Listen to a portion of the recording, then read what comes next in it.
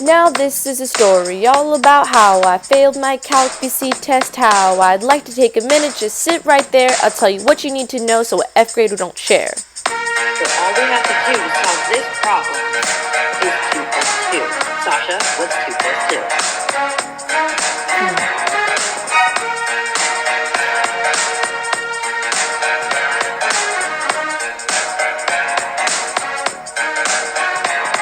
With the nth term test, it comes easy. Take the limit of your function as it goes to infinity. If it doesn't equal 0 or does not exist, it diverges. If it's 0, nothing's guaranteed. Use it to test an infinite series for divergence, because it doesn't really tell you when it's converging.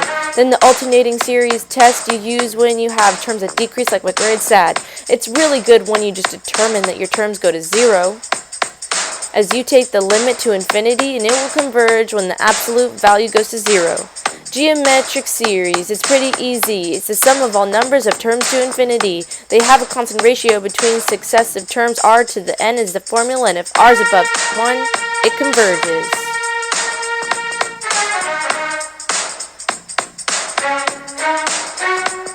Telescoping series technique. You break apart the function like I break apart the hours of sleep. You write out the terms, middle ones cancel out, you're left with your first and your last term. Pow! Integral test is used when terms are continuous, positive, and decreasing. F of n equals a sub n is what Academy Con is teaching. The sum will converge if the integral from 1 to infinity converges as well. This is a sentence break so you can wipe your tears as you're writing down these notes. I know it's a lot at once, but it'll help you stay afloat. Whew! Now we're back. P-series theorem is convergent if P is greater than 1.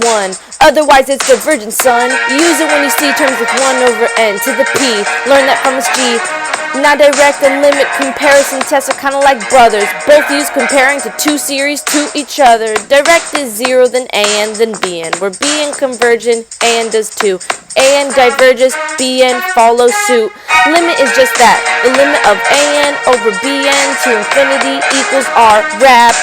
If R is finite, so is the limit. And if it's not 0, and behavior is the same, either divergent or convergent. Lame. Ratio test is an plus 1 over an, where a sub n is the function. Used when there's factorials and n powers to the n. Absolute or conditional convergence is pretty crystal clear. Absolute is if absolute value converges.